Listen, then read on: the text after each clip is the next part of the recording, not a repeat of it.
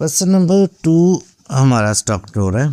Question number 2 के अंदर ये प्रोसीजर कुछ इस तरह है। Solve the following quadratic equations by factorisation method. अब सारी इक्वेशंस तो दे दी गई हैं, जहां इनको अरेंज हैं तो उनको डायरेक्ट क्वाड्रेटिक फार्मूला जो इसका फैक्टराइजेशन मेथड है वो अप्लाई कर देंगे। लेकिन अगर आपके पास इक्वेशन जो है वो प्रॉपर इस स्टैंडर्ड फॉर्मेट में नहीं, तो पहले इसको स्टैंडर्ड फॉर्मेट में बनाया जाएगा, जिस तरह के पार्ट नंबर 5 के अंदर है, पार्ट नंबर 6 के अंदर है। तो स्टार्ट करते हैं पहले पार्ट नंबर 1 के फैक्टर कैसे बनाते हैं। तो हमारे पास क्वेश्चन नंबर है 2 और उसका है फर्स्ट पार्ट। तो क्वेश्चन नंबर 2 आपको ये बता रहा है x square minus x minus 6 is equal to 0। तो इसको हमें किस मेथड से सॉल्व करना है? By factorization.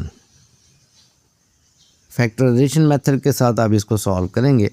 तो फैक्टर कैसे बनाते हैं, आसान तरीन जो तरीकाकार है वो आप ध्यान में रखें। उसको हम कैसे किया करते हैं कि एक तो ये चीज़ याद रखें कि एक्स के साथ अगर कोई चीज़ नज़र नहीं आ रही, आपको कुछ भी नहीं लिखा हो, तो अंडरस्टूड है कि ये क्या है, इसके साथ 1 है। हमने करना क्या होता है रफ़ के अंदर, ये थोड़ा सा जो प्रोसीजर है वो सीखते हैं कि जो भी एक्स स्क्वायर के साथ कोफिशिएंट है उसको मल्टीप्लाई कर लें कांस्टेंट टर्म के साथ। पहला मेथड, सबसे पहली चीज़ कि हमेशा ये स्टैंडर्ड फॉर्मेट में होना चाहिए। स्टैंडर्ड फॉर्मेट में होने का मतलब है कि पहले एक्स स्क्वायर की वैल्यू, फिर एक्स की वैल्यू, फिर कांस्टेंट और इज़ इक्वल टू 0। अगर इस फॉर्मेट में नहीं है, दोबारा यहाँ लिख देता हूँ, A X square plus B X plus C is equal to 0।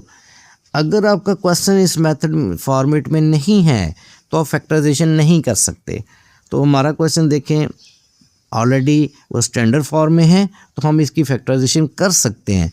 तो फैक्टराइजेशन करने के लिए सबसे पहला काम आपने क्या करना है, एक्स के साथ जो कोफिशिएंट है वो क्या है 1, इसको मल्टीप्लाई कर देना है जो कांस्टेंट टर्म है अलॉन्ग विद साइन, यहाँ क्या है -6, तो इसको मल्टीप्लाई करें तो आपके पास क्या बन जाता है -6।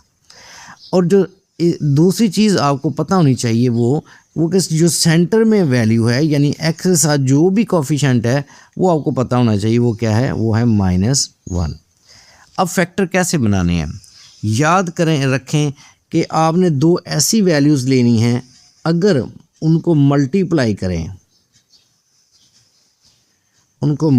करें तो क्या आना चाहिए, -6। और इसी तरह ऐड या सब्ट्रैक्ट करें तो क्या आना चाहिए, -1। ये आहिस्ता आहिस्ता ये आपकी कैपेबिलिटी बढ़ेगी, आहिस्ता आहिस्ता आप इसको ग्रिप करेंगे, एकदम से ये चीज़ें नहीं आएंगी। तो आप लोग ये देखें कि 6 कैसे बन सकता है। -6 को भी आप माइनस हो या प्लस हो उसको भी इग्नोर करते हुए ये देखें भाई 6 बन कैसे सकता है। तो ये सारी चीज़ें ये अभी जो मैं करवा रहा हूँ ये सिर्फ आपको सिखाने के लिए रफ़ के अंदर हम ले रहे हैं। अब देखना 6 कैसे बन सकता है। देखें, एक तो बन सकता है 1 को 6 से मल्टीप्लाई करें तो आंसर आपका 6 आ जाएगा। एक बन सकता है भाई 6 को 1 से मल्टीप्लाई करें फिर 6 आ सकता है, या 2 को 3 से मल्टीप्लाई करें या 3 को 2 से मल्टीप्लाई करें, तो इन सारी चीज़ों में 6 आ सकता है। अब हमें ये भी देखना होता है कि अब जब उनको ऐड करें तो आंसर -1 आए, मल्टीप्लाई करें 6 आए, ऐड करें तो -1 आए। अब आप देखिए इन दोनों को ऐड करेंगे, इनकी साइन डिफरेंट रख के भी, लाइक अगर आप इसका साइन -1 रखते हैं +6 करते हैं तो आंसर 5 आ जाता है। या फिर अगर आप इसके साथ साइन यूज़ करेंगे नेगेटिव का, यानी 1 -6 करते हैं तो आंसर आ जाएगा -5। इसका मतलब है मल्टीप्लाई करें तो 6 तो आ रहा है, लेकिन ये वाला -1 हमारे पास नहीं आ रहा, इसका मतलब है ये हमारा पेयर नहीं हो सकता। अब दूसरे पेयर की तरफ जाते हैं, मल्टीप्लाई बाय, देखिए इसको -1 लिख देंगे तो -6 तो आ ही जाएगा, लेकिन अभी हम इसको चेक करते हैं। आप अगर -6 कर दें +1 कर दें तो आंसर -5 आएगा। इसी तरह अगर आप 6 के अंदर -1 कर दें तो फिर आंसर 5 आता है। तो 1 नहीं आ रहा, इसका मतलब है ये भी हमारा पेयर नहीं हो सकता। अब यहाँ देखिए 2 और 3 है, अगर हम 2 को प्लस रखें और इसमें -3 कर दें तो आंसर आ रहा है -1। और अगर इसी तरह अगर आप -1 आ रहा है और यही हमें चाहिए, इसका मतलब है ये ही हमारा करेक्ट पेयर हो सकता है। अब उसके साइन को देखना बड़ा ज़रूरी होता है कि अगर आप देखें माइनस के साथ 3 के साथ माइनस लगाते हैं और 2 के साथ प्लस लगाते हैं तो आंसर माइनस में ही आएगा और माइनस में ही हमें चाहिए। तो ये हमारा एक्यूरेट पेयर है। और अगर आप इसको मल्टीप्लाई करते हैं, जैसे आपने माइनस किसके साथ लगाया 3 के साथ, तो -3 के साथ मल्टीप्लाई करेंगे तो इसका आंसर भी -6 ही आएगा। तो ये वाला जो पोर्शन है ये वाला हमारा एग्जैक्ट पेयर हो गया। इसी के साथ हमें चलना है। फर्स्ट टाइम हम कर रहे हैं तो ये मुश्किल होगी, जो हम क्वेश्चन इस तरह करते जाएंगे, फैक्ट पेयर बनाते जाएंगे तो आपके लिए इंशाल्लाह वो आसानी भी होती जाएगी। तो हमने पेयर क्या बन गया हमारा 2 और -3। तो हम करेंगे क्या कि जो टर्म हमारे पास पहली है 1x² या x², इसी को तो ऐसे ही लिख देंगे, लेकिन जो हमारे पास x है अब इसके अंदर हम इसके पेयर बनाएंगे। वो पेयर कौन से लिखेंगे जो भी हमने फाइनल किए हैं, एक 2 एक -3। चाहे -3 को पहले लिख लें चाहे +2 को पहले लिख लें, इससे फ़र्क नहीं पड़ता। तो हम लिखते हैं क्या जी, पहली वैल्यू हमारे पास आ जाएगी 2x - 3x। ये हमने पेयर बनाया, 2x - 3x हमने पेयर बना लिया। और जो लास्ट टर्म थी कांस्टेंट की उसको सेम ऐसे ही लिख लिया। तो हमने क्या किया, x² को भी सेम लिख दिया, कांस्टेंट को भी सेम लिख दिया और -x के जो पेयर हमने यहाँ सीखे वो यहाँ हम बना दिए। अब क्या करेंगे, अब आप दो चीज़ टर्म्स के आपस में इनको सॉल्व कर देंगे। कैसे, आप देखें इन दो टर्म्स के अंदर क्या चीज़ कॉमन है, x। तो क्या बच गया x + 2, माइनस का साइन है तो माइनस लिख दें। अब 3 है यहाँ 2, आप डिवाइड कर सकते हैं 6 को, तो कॉमन भी क्या आ गया 3। तो वैल्यू क्या आ गई, x - +3 / 6 2 = 0। एक चीज़ बेटा हमेशा याद रखें, अब अगर आपका पेयर ठीक है तो ये हमेशा याद रखें यहाँ जो दोनों टर्म्स हैं वो हमेशा आपस में मैच होंगी, अगर आपका पेयर ठीक है। और अगर आपका पेयर ठीक नहीं है तो ये कभी भी मैच नहीं होंगी। अब देखिए कि यहाँ x + 2 है, यहाँ भी x + 2 है, तो आप इसको कॉमन लिख सकते हैं। कॉमन जब आप लिखेंगे तो x + 2 आपने कॉमन लिख लिया, यहाँ से क्या बच गया आपके पास x, और यहाँ भी x + 2 बाहर आ चुका है तो रिमेनिंग क्या बच गया -3 = 0। तो ये आपने फैक्टर इसके बना लिए। और फैक्टर बनाने का जो बेनिफिट था वो एक्चुअली हम इसके रूट्स कैलकुलेट करने थे इस इक्वेशन के, तो वो अब हम आराम से कैलकुलेट कर सकते हैं। कैसे, क्योंकि हमारे पास यहाँ पावर 2 थी और अब ये कम होती हुई फैक्टर बना के ये देखें सिंगल पावर में हमने इसको चेंज कर दिया है। अब इसका मतलब क्या है, इसका मतलब ये है कि अब इस x + 2 = 0 लिख सकते हैं। इसी तरह x - 3 = 0 लिखा जा सकता है। अब हमें x चाहिए तो ये वाली +2 जब इस साइड पे जाएगा तो आपका आंसर आ गया -2। इसी तरह यहाँ से x की वैल्यू कैलकुलेट करनी है तो -3 जब इस साइड पे आता है तो आपका आंसर आ जाएगा +3। तो क्वाड्रेटिक इक्वेशन के हमेशा 2 रूट्स होते हैं, 2 आंसर होते हैं। तो यहाँ भी देखें आपने क्वाड्रेटिक इक्वेशन को सॉल्व किया है तो आपके पास 2 रूट्स आ चुके हैं, एक -2 है और एक 3 है। तो ये है क्वाड्रेटिक इक्वेशन को सॉल्व करने का तरीका। इसमें आपने पहला क्वेश्चन सॉल्व किया है, अब हम चलते हैं टू सेकंड क्वेश्चन। तो मज़ीद आपका ये जो कॉन्सेप्ट है वो स्ट्रॉन्ग हो जाएगा।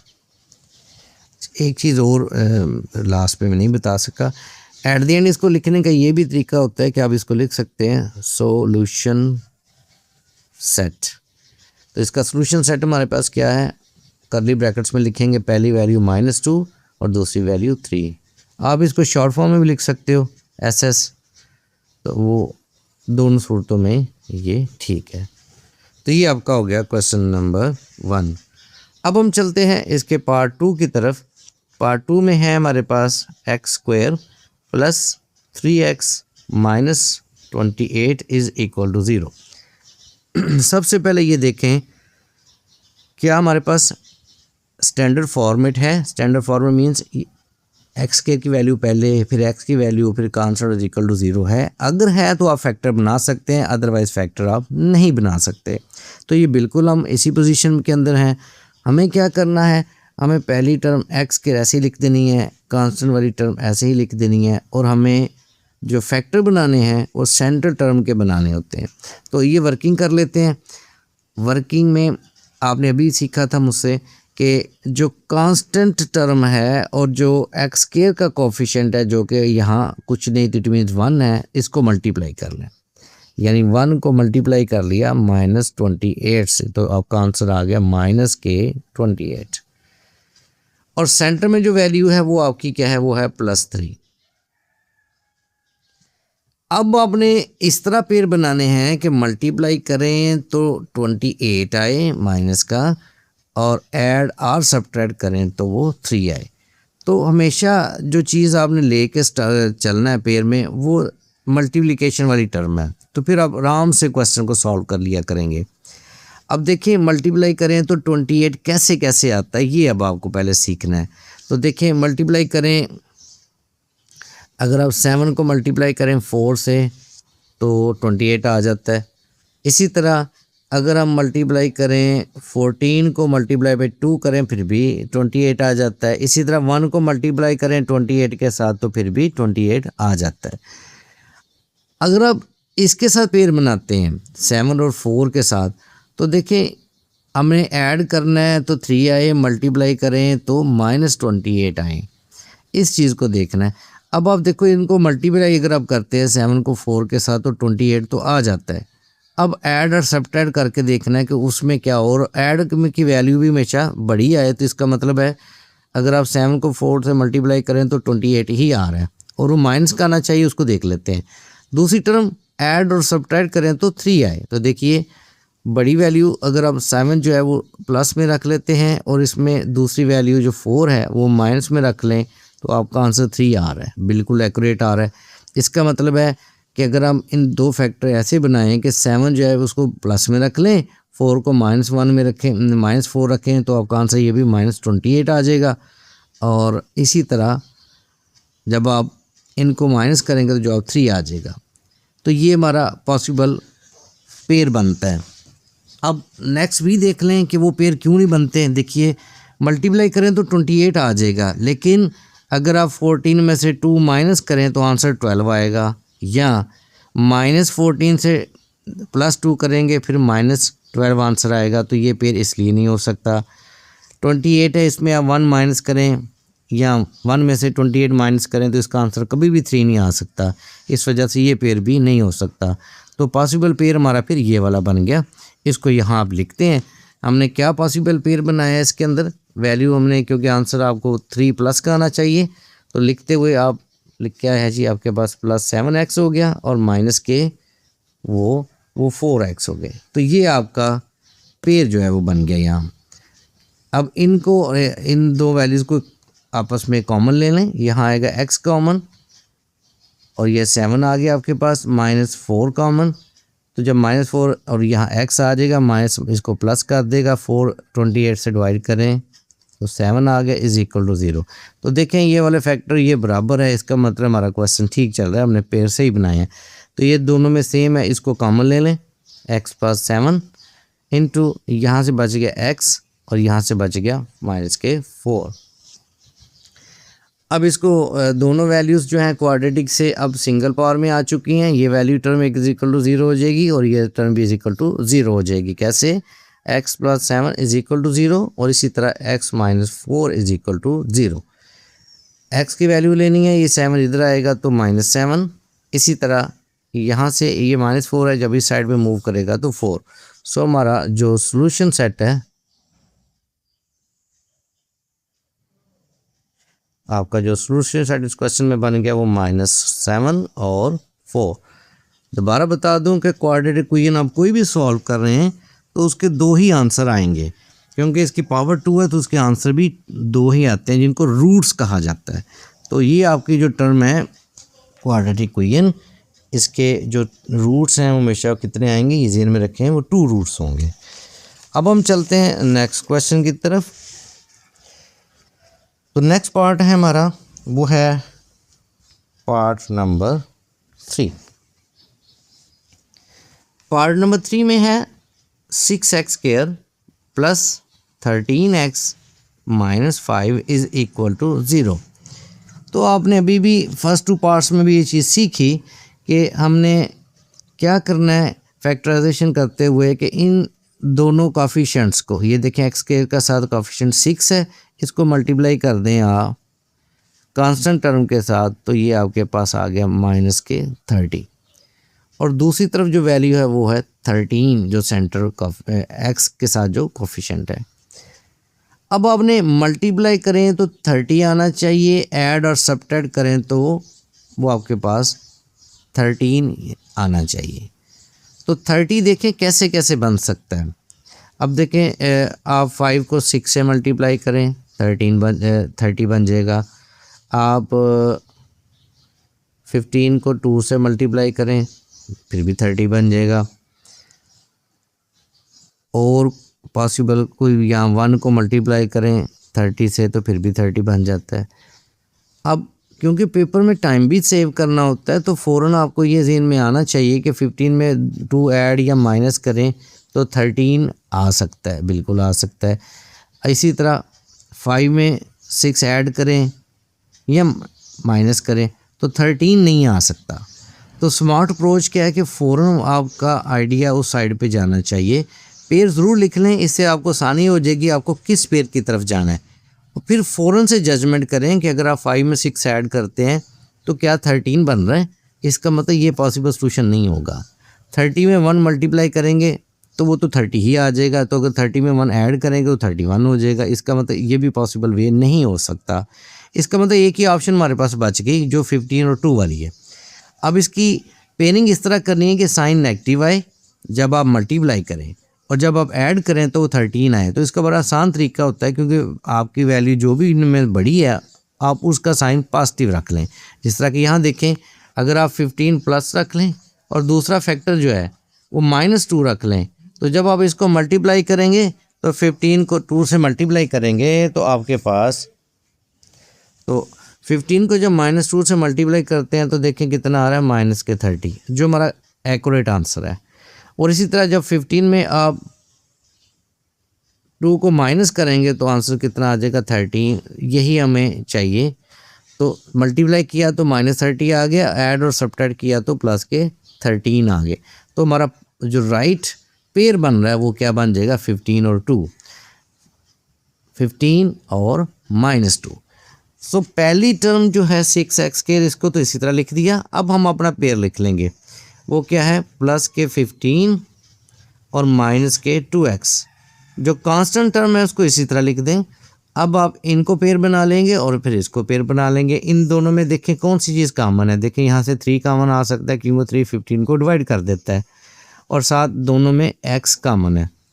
तो 3 डिवाइड करेंगे 6 को तो 2 आंसर आ जाएगा, और एक x ऑलरेडी बाहर है, साइन प्लस ही आ गया। 3 को 15 से डिवाइड करें 5, और x से कट जाएगा। ये वाला साइन माइनस है, प्लस होता तो प्लस लिखेंगे, माइनस हो तो माइनस लिखेंगे। इनमें कोई चीज़ कॉमन नहीं है, तो जब कोई चीज़ कॉमन ना हो तो हम क्या लिखते होते हैं 1। अब आप देखिए -1 को जब इस पर डिवाइड करेंगे तो आंसर प्लस में हो गया। इसी तरह -1 जब इससे डिवाइड करेंगे तो इसका आंसर भी प्लस में चेंज हो गया। अब नेक्स्ट चलते हैं। अब आप देखिए हमारा पेयर बिल्कुल ठीक है क्योंकि ये फैक्टर दोनों सेम है। तो दोनों फैक्टरों में ये 2 फैक्टर है, इसको हम क्या करते हैं कॉमन ले लिया करते हैं। ये आपने कॉमन ले लिया, यहाँ से आपके पास वैल्यू बच गई वो 3x है, यहाँ से वैल्यू बच गई वो -1 है = 0। तो क्वाड्रेटिक जो पावर 2 थी हम चेंज करते हम सिंगल पावर में आ गए। अब सेकेंड लास्ट स्टेप में 2x + 5 = 0 कर लें। इसी तरह 3x - 1 = 0 कर लें। हमें क्योंकि x की वैल्यू चाहिए तो ये +5 है, जब इस साइड पे जाएगा तो ये -5। हमें x की वैल्यू चाहिए तो ये 2 यहाँ मल्टीप्लाई हो रहा है तो इस साइड पे जाके डिवाइड हो जाएगा। इसी तरह यहाँ से ये -1 है, अब आप इसको साइड पे लाएंगे तो +1 हो गया, और यहाँ मल्टीप्लाई हो रहा है तो यहाँ आके ये डिवाइड हो गया। सो हमारा जो सॉल्यूशन सेट है इस क्वेश्चन के लिए, आप इसको S.S भी लिख सकते हैं। वो क्या है -5/2 और यहाँ है 1/3। तो ये था आपका पार्ट नंबर वो है 3। अब चलते हैं पार्ट नंबर 4 की तरफ। तो फोर्थ पार्ट में क्या है x² - 3/2 x is equal to 9/2। तो पहली चीज़ जो मैं पहले 3 पार्ट्स में बताता आ रहा हूँ, जब तक आपकी कोई वो स्टैंडर्ड फॉर्मेट में नहीं, आप उसके फैक्टर नहीं बना सकते। तो ये देखें स्टैंडर्ड फॉर्मेट में नहीं है, हमारा कांस्टेंट जो एक तरफ है, तो पहले इसको अगली साइड पे मूव करें, तो फिर आप क्वेश्चन को और बेहतर कर सकते हैं। और ये भी देखें, और आसान करना है तो डिनोमिनेटर में देखें, हमारे पास यहाँ भी 2 है, ये भी 2 है, तो थ्रू और 2 से मल्टीप्लाई कर दें। जब आप 2 से मल्टीप्लाई करेंगे तो ये बन जाएगा 2x², ये 2 कट जाएगा, यहाँ बच गया 9 क्योंकि 2 कट गए। अब इसको भी साइड पे लेके आएँ तो ये बन जाएगा 2x² minus 3x minus 9 is equal to 0। तो ये जो इक्वेशन है ये आपकी स्टैंडर्ड फॉर्म है। जब आप तक स्टैंडर्ड फॉर्म में नहीं आएंगे तो आप इसके ऊपर फैक्टराइजेशन नहीं कर सकते। अब क्या करेंगे, x² के साथ जो कोफिशिएंट है वो 2 है और जो कांस्टेंट टर्म है वो -9 है, तो इसको रफ के अंदर मल्टीप्लाई कर लेते हैं, आंसर आ रहा है -18। एक तो ये चीज़ आपने काउंटर करनी है, दूसरा जो सेंट्रल वैल्यू है वो है उसका कोफिशिएंट जो है x का वो है -3। सो हमारा पेयर इस तरह बनेगा कि मल्टीप्लाई करें तो 18 आए और माइनस के, और प्लस और माइनस करें तो -3 आए। तो फौरन ये देखेंगे 18 कैसे कैसे आप बना सकते हैं, मल्टीप्लाई किन दो वैल्यूज़ को करें कि 18 आ जाए। तो देखें, एक तो ये हो सकता है 6 को 3 से मल्टीप्लाई करें, अच्छा एक ये हो सकता है 9 को 2 से मल्टीप्लाई करें, और ये भी हो सकता है 1 को 18 से मल्टीप्लाई करें। अब आपने फ़ौरन इसके ऊपर देखना है कि किन दो वैल्यूज़ को आप माइनस और प्लस करें तो जवाब जो है उसका 3 आ सकता है। देखिए 18 में ये 1 माइनस करेंगे तो आंसर 17 आ जाएगा, या -17 या प्लस के 17। तो ये तो पेयर नहीं बन सकता। देखना हो तो देखें कैसे, 18 है, अगर आप इसमें -1 करेंगे तो जवाब जो है वो 17 आएगा, और अगर आप -18 में +1 करेंगे तो आंसर -17 आएगा। इसका मतलब ये पेयर नहीं बन सकता। इसको चेक कर लें। अब हम 9 में अगर आप +2 कर देंगे तो ये 11 बन जाना है। इसी तरह अगर आप इसको 2 -9 करें तो आंसर -7 आना है। इसका मतलब ये पेयर भी नहीं हो सकता। अगर आप इस साइड पे आते हैं तो 6 में देखें 3 प्लस कोई एक टर्म जो है मल्टीप्लाई करें वो तो 18 आ रहा है, कोई एक टर्म लाइक हमें चाहिए माइनस की, तो इसकी जो बड़ी टर्म है अगर आप वो -6 कर लें और इसमें 3 प्लस के रख लें तो आंसर देखें कितना आएगा -3, और जब आप इनको मल्टीप्लाई करेंगे तो आंसर कितना आएगा -18। तो ये हमारी फिर एक्यूरेट पेयर बन गया। इसी पेयर को यहाँ ले जाते हैं 2x², तो -6 और +3 हमारा पेयर बन रहा है, चाहे इसको पहले लिख लें चाहे इसको पहले लिख लें, इससे फ़र्क नहीं पड़ता। तो ये -6x और प्लस के 3x ये हमारा पेयर बन गया। -9 वो ही कांस्टेंट टर्म यहाँ लिख दी, ये जो फर्स्ट टर्म थी इनको ऐसा ही लिख दिया इज इक्वल टू 0। तो ये हम आपकी पेयरिंग वाली वैल्यू थी। अब हम इन दो फर्स्ट 2 और 3 और थर्ड 4 का आपस में कॉमन देखते हैं। तो इसमें कॉमन एक तो 2 आ गया क्योंकि 6 को भी डिवाइड कर सकता है, और इन दोनों वैल्यूज़ के अंदर x भी कॉमन आ गया।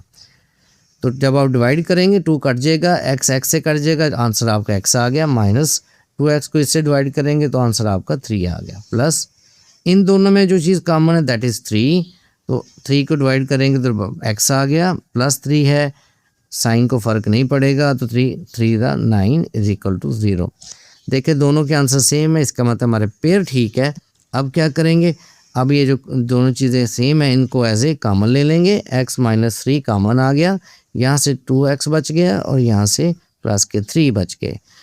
तो एक दफ़ा हम लिखेंगे x -3 इज इक्वल टू 0, और एक दफ़ा हम लिखेंगे 2x + 3 is equal to 0।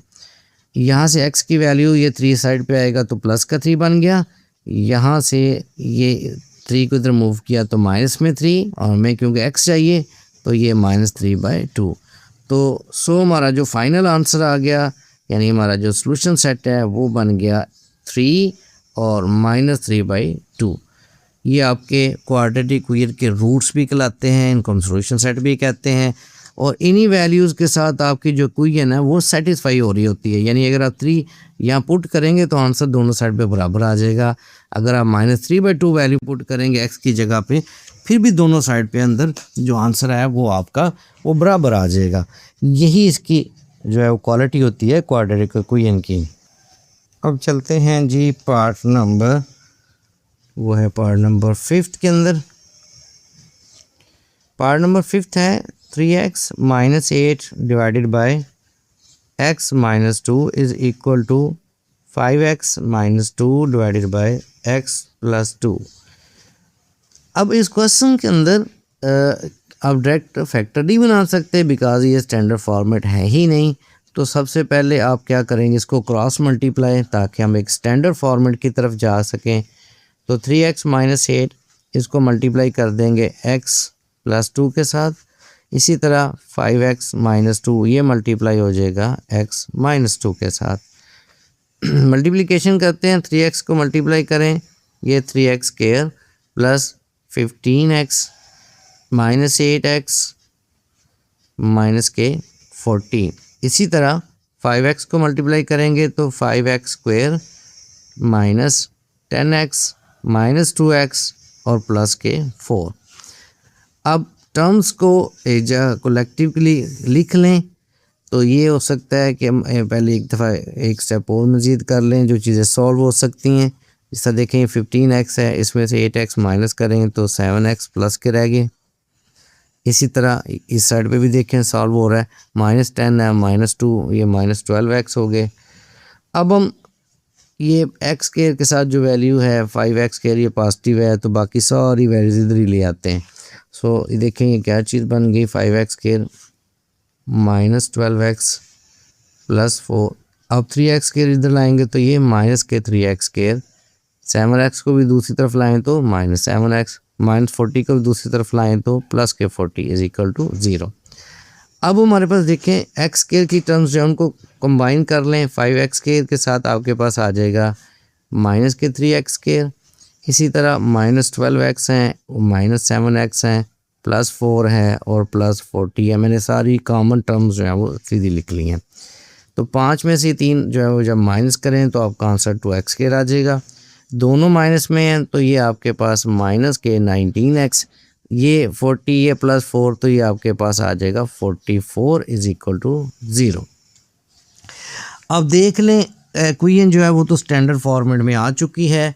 Factor बनाने से पहले या इसको सॉल्व करने से पहले ये देख लें कि इस वैल्यू को क्या हम डिवाइड तो नहीं कर सकते, या इस वैल्यू को मज़ीद अगर डिवाइड हो सकता है तो ज़रूर कर देना चाहिए, क्योंकि ये नहीं हो रहा। दरमियान में हमारे पास जो टर्म है 19 है, तो 2 पे आप डिवाइड नहीं कर सकते। तो फैक्टर बनाने के लिए क्या करें, x² के साथ जो कोफिशिएंट है वो 2 है, उसको मल्टीप्लाई हमें करना है कांस्टेंट के साथ।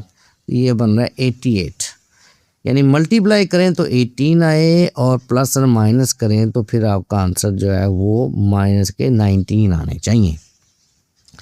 तो 88 के फैक्टर पहले तो आप देखें कि 88 हम कैसे बना सकते हैं।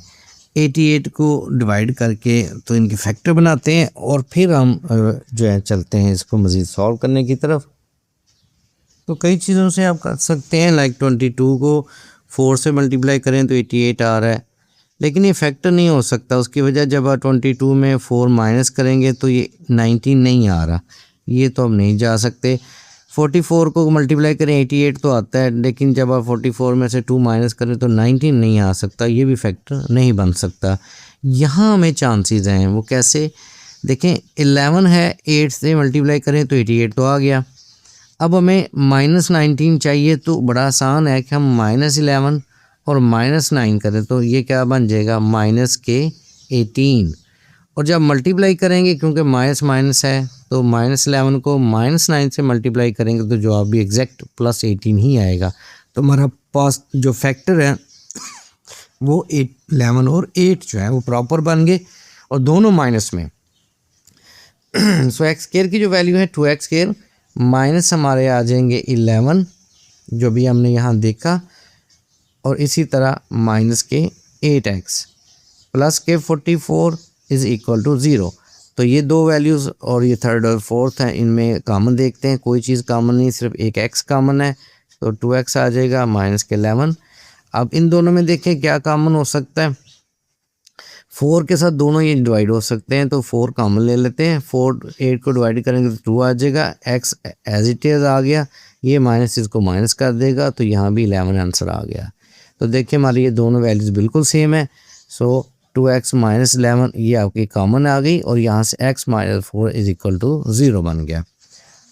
अब आप इसको लिख सकते हैं कि एक दफ़ा 2x minus 11 is equal to 0 लिख दें और एक दफ़ा x minus 4 is equal to 0 लिख दें। यहाँ से हमें जो चीज़ चाहिए, ये माइनस 11 इस साइड पे आएगा तो 11, तो आपको क्योंकि वैल्यू चाहिए x की, तो ये आ जाएगा 11/2 और यहाँ से माइनस 4 है उस साइड पे मूव करेंगे तो 4।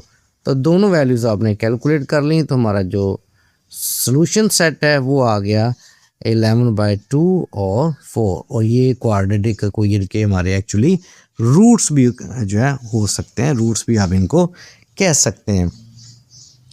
अब हम चलते हैं नेक्स्ट क्वेश्चन की तरफ। तो नेक्स्ट क्वेश्चन जो कि पार्ट नंबर 6 है उसकी तरफ मूव करते हैं। इस क्वेश्चन का ये लास्ट पार्ट है, ये पार्ट है 1/x minus 1 minus 1/x plus 3 is equal to 1/35। तो इसको सॉल्व करने में दो जो है प्रोसीजर हो सकते हैं, या तो इधर एलसीएम लेके सॉल्व कर लें, या फिर जो डिनोमिनेटर्स के अंदर 3 डिफरेंट वैल्यूज़ हैं इनके साथ सारी को इनको मल्टीप्लाई कर दें। तो आसान तरीका तो ये है कि आप इसका पहले एलसीएम ले लें। इसका एलसीएम क्या होगा, x minus 1 into x plus 3। तो ये टर्म इससे कट जाएगी, रिमेनिंग टर्म जो है ऊपर मल्टीप्लाई हो जाएगी, वो हो जाएगी x प्लस 3, वो डिनोमिनेटर के साथ मल्टीप्लाई होगी। साइन इसी तरह आ जाएगा, ये टर्म इसके साथ कट जाएगी, रिमेनिंग टर्म x माइनस 1 है, ये डिनोमिनेटर के साथ मल्टीप्लाई हो जाएगी कुछ इस तरह। और इस साइड पे कोई चेंज करने की ज़रूरत नहीं है। इसको सिंप्लीफाई कर लेते हैं, ये आएगा x plus 3 minus x, minus इसको चेंज कर देगा तो प्लस 1, और इसी तरह डिनोमिनेटर में भी मल्टीप्लाई कर दें, x से मल्टीप्लाई करेंगे, x square plus 3x minus x minus 3 is equal to 1/35। अब इसमें देखें कुछ चीज़ कटती है, तो ये देखें ये कट रहा है, ऊपर 3 + 1 4, और डिनोमिनेटर में देखें क्या आ रहा है x स्क्वायर, तो 3x में से एक x माइनस कर दें तो प्लस के 2x minus 3 is equal to 1/35। अब क्या करें, अब यहाँ से क्रॉस मल्टीप्लिकेशन ही हमारे पास एक ऑप्शन बचा है, तो ये 4 × 35 और 1 × x स्क्वायर प्लस 2x और माइनस के 3। 4 को मल्टीप्लाई करें तो ये 140 आ गया, इसको मल्टीप्लाई करें तो x स्क्वायर प्लस 2x और माइनस के 3। अभी ये स्टैंडर्ड फॉर्मेट नहीं है, तो पहले इसका स्टैंडर्ड फॉर्मेट बनाते हैं, x square plus 2x minus 3, और इस वाली वैल्यू को इधर मूव करें तो ये हो जाएगा माइनस के 140 इज इक्वल टू 0। तो x स्क्वायर प्लस 2x और ये माइनस के बन गए 143 इज इक्वल टू 0। अब आपने इसको सॉल्व करना है, और सॉल्व करने में इसके हमें फैक्टर कैलकुलेट करने हैं। तो फैक्टर की तरफ चलते हैं। अब अभी हम इनके पेयर बनाएंगे, तो पेयर कुछ इस तरह बनाए जाएंगे कि हमारे पास जो वैल्यूज़ है एक्स स्क्वायर, इसके साथ जो कोफिशिएंट है वो 1 है, और जो कांस्टेंट टर्म है इन दोनों को मल्टीप्लाई कर लेंगे। लाइक यहाँ 1 है तो कोफिशिएंट वो -43 है इज इक्वल टू 1 - 43, और जो सेंट्रल टर्म है दैट इज़ 2x। तो इनके जब पेयर बुलाएंगे तो हमारे पास पेयर कुछ इस तरह बन जाएंगे। ये टर्म अगर x स्क्वायर है तो प्लस के 13x और माइनस के 11x minus 143 is equal to 0। अब यहाँ जो फर्स्ट टू हैं उनके अंदर आपका जो है वो कॉमन x है, तो x कॉमन अगर आप ले लेते हैं, रिमेनिंग x प्लस यहाँ से भी x कॉमन चला गया तो रिमेनिंग 13 माइनस 11 कॉमन ले लेंगे, तो यहाँ आ जाएगा x, ये माइनस इसको प्लस कर देगा, 11 को 140 पे डिवाइड करें 143 पे तो आंसर आएगा 13। तो अब देखें कि हमारे पेयर बिल्कुल ठीक है, तो x plus 13 into x minus 11 is equal to 0। अब next x plus 13 is equal to 0 और x minus 11 is equal to 0। So x की वैल्यू आ गई माइनस 13 और यहाँ से x की वैल्यू हमने गेट कर ली, दैट इज़ 11। सो हमारा जो सोल्यूशन सेट है वो फिर बन गया माइनस 13 और 11। ये था आपका क्वेश्चन नंबर जो 2 है वो कंप्लीट हुआ।